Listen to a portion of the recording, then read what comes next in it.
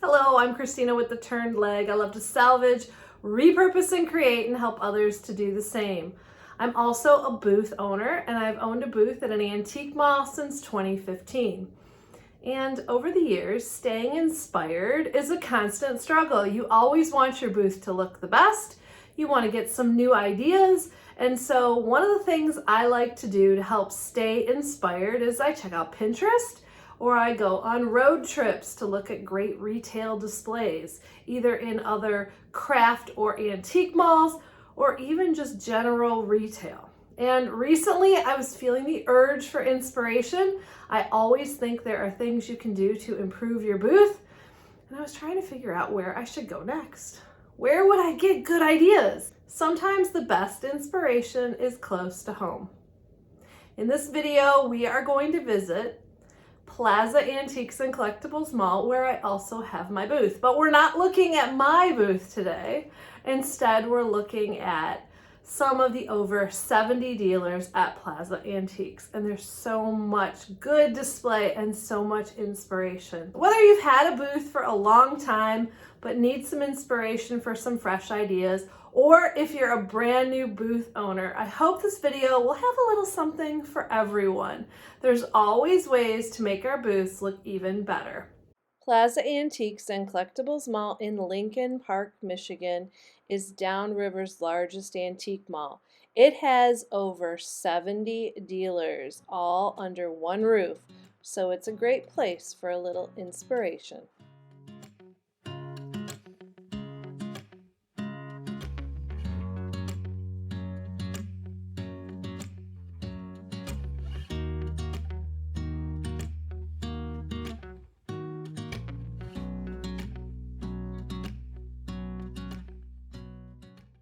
If you only sell antiques, one of the hardest things is trying to find a way to make everything go together, because usually there's only one or maybe two of the same item.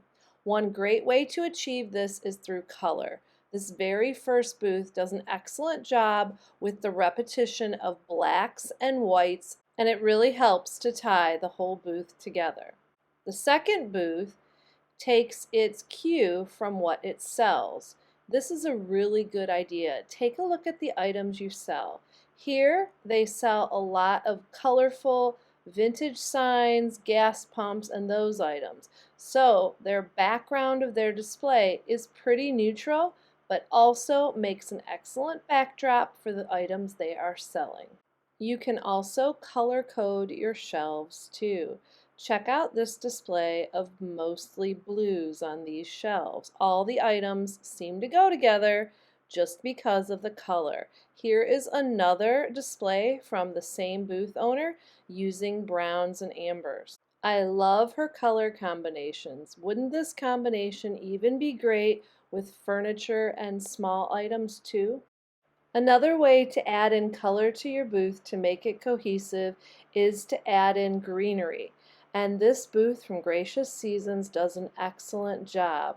Could you imagine this booth without all this beautiful greenery? It would really look plain. By adding greenery and flowers to your booth, it really makes it. I'm always looking for creative ideas for walls for my display, and these twigs caught my attention. They are great for the holidays and a nice way to kind of hide something you might not want your customers to see. If you want more information and ideas for creating walls in your display, click on the link to the video above. Are you enjoying this video? If so, take a second to click the like button and subscribe. Also, if you click the bell, you'll be notified every time I upload a new video. It really helps me to continue to grow my channel to help others to salvage, repurpose, and create. If you are lucky enough to have an outer wall that you can use, are you using it? There is so much that you can do with an outer wall space, especially if you are an end booth or a corner booth.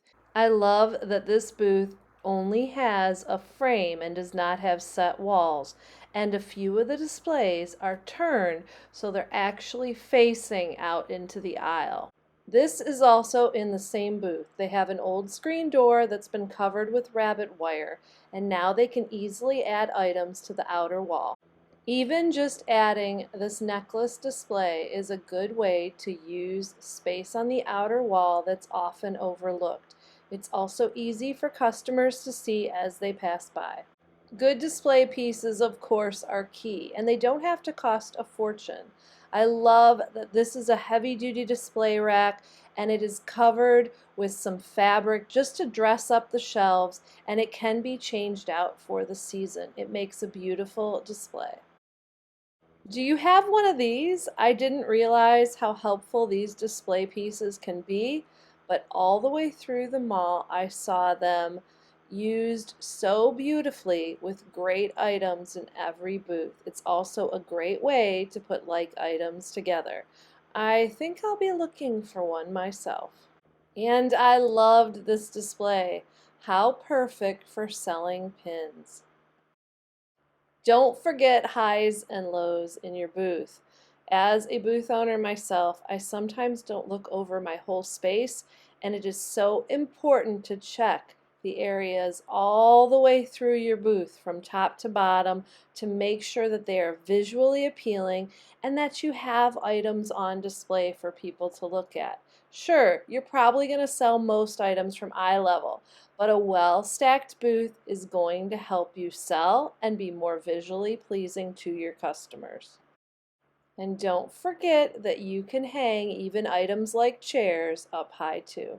Going along with highs and lows in your booth is stacking, and stacked displays can be absolutely beautiful. Sometimes it is a challenge to find the right pieces to stack to keep things safe. You have to have a good base and lighter pieces on top. These are all pictures from one of the dealers at Plaza Antiques, and I will put her booth number in, who just does beautiful stacked displays. Another thing to consider, and I am constantly working on this, is can you see something visually pleasing from every angle as you walk around your booth? And this dealer did a great job of getting people to walk right in and have something to see. Items should be facing out of your booth and also into your booth to get your customers to walk through. Signage is often overlooked in booths, and I really think it's important. Whether you're advertising your booth on social media or YouTube, or you're adding a little humor, I think signs really make the difference. I loved what this dealer has. Not only are they advertising their Facebook page, but they're listing items coming in soon. That is building excitement and interest. Let me just do a quick shout out to one of my favorite display items, and that is the ladder. Ladders are great. They can be used vertical or horizontal in your space. In fact, in my booth, I am planning to use ladders to revamp my whole salvage area so that I can make my salvage area more vertical and a lot easier for my customers to get to. If you have ideas for me, let me know in the comments down below, and look for that video coming soon. If you are lucky enough to have electricity, are you using it to the full extent? It is so important to add good lighting to your booth. Adding overhead lighting, side lighting, accent lighting, it all helps. And I love in the corner of this booth, they put a can light on the ground to light up. Do you have a large space? One of our dealers at Plaza Antiques recently took over a large area and divided it up into different rooms with particular tastes. She has the more feminine space, she has a child's area with toys, a more masculine space, and even a kitchen space in the back. This is a great idea, and it makes it a lot easier for you to stay with the themes within those spaces. I hope you enjoyed this video and got some inspiration out of it. I'm curious to know some of the things that you might need to continue to work on in your own space. I know my outer wall is one area I kind of keep forgetting about it because the booth space is always top priority. There's always things you can improve upon. Thank you so much for watching. Now get out there to salvage, repurpose, and create.